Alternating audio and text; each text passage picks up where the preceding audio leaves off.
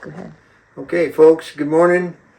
And of course, most of us have been stuck inside because of the weather, so it gave me a chance to do a little reading. And I ran across some things in a book by Ernie Morris, which he has done several books. He's a good friend of ours, passed away. Anyway, he left a legacy of books. But something comes up in the spade bit world that's always been kind of a question to people. So today I'm going to share with you what I connected the dots on and how I feel about it. And the subject is the angle of the spoon. Because people with a half-breed, it's a given. They're just going to put a half-breed in their horse's mouth. When it comes to the spade, they notice that the spoon tips straight up, way back, medium, and I think I've got something that might help people out. So this is an Iberian horse spade bit. I use the word Iberian because of the Andalusian Lusitano genetics. Okay, this spade bit goes back to the 1700s as far as design goes. All right, what happened way back when, I'd like to show you, but just understand that the angle of this spoon is very slight compared to most of them. See, people say it's straight up, but it's not actually straight up. But what it means is that when that is touching the tongue and it leaves the tongue, that's the signal. That's how a spade bit works. That's how light it is. And of course, the spoons are the pendulum so that this can swing. The curb strap and the leather headstall And you're talking about those spoons, not the spoon makes of the it bit. dragged. These are spoon handles. Anyway, that's why they were hung on there, so that it can be free up the bit. And of course, when it goes back, because of the counterbalance, it comes back into position. All that's mechanical things that what I'm focusing on is the angle of the spoon. So what it means, what I've learned, is that that's from the old days of the mission, and it matched the genetics of the Iberian horse. If you look at that spoon, it's tipped way back. That would be too much for my horse Chinaco. It's overkill. This spoon is halfway in between. These are all old classic spades. By the time I get done with these pictures, you'll see what I'm talking about. Just remember that angle. So now here's a horse from the 1700s, and this is what I try to emulate, is that type of horse. The difference is, back then, some of the cheek pieces were 14 inches long, which means a lot of leverage. You could lift a boxcar, as Arnold Rojas used to say. But what my point is that the level of collection is what I want in a bridle horse. That's where I want my horse to be. Okay, this is our old bridle horse here a few years ago, and I tried to emulate the Mission Day headset. I have to interject one thing about this particular photo. It was captured by Patty Martin, who has like the most incredible eye when it comes to photography, and we always want to give her credit for this photo because we've used it so much. Okay, so just remember that. All right, now, I've always talked about, I believed that things happened in sequence over the spade bit transition. All right, when the gold rush happened is also the same time that California became a state. So that changed because white people started showing up.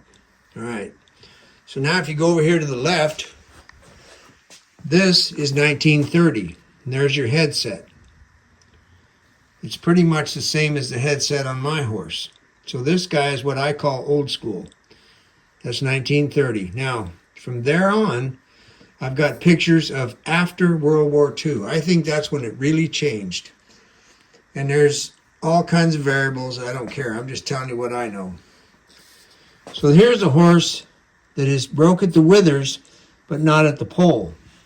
And that's an S cheek. And this is after World War II. That's the old Visay Humane bit.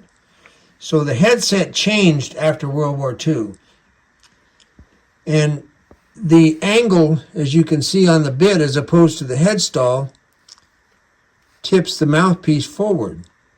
That's why they had to bend the spoon farther back so it would not push on the palate of the head all the time, of the mouth all the time. Okay, now this is after World War II, believe it or not, even though you see the gear.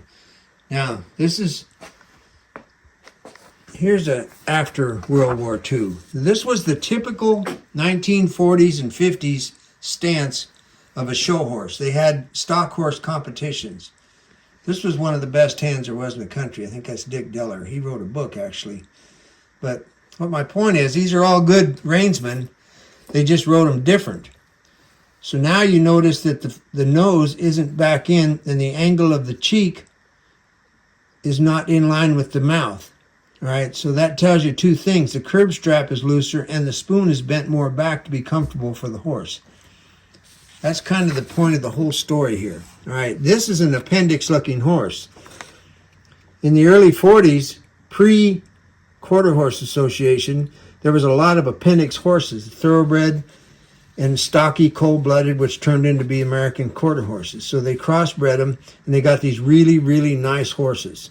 That's a classic California bridle horse of the day. Okay. Down the road, you can see where the width of chest and the bulldog quarter horse showed up, and the arc is in the neck and not breaking simply at the pole. So now these guys are good bridle horse California men, and that's how things change. So if you look at the arc of the neck and the placement of the head, it's going to change the angle of a spade bit for a horse as compared to the ones I showed you from the mission days. It's pretty obvious. Now, a little trivia. These are California ranchers.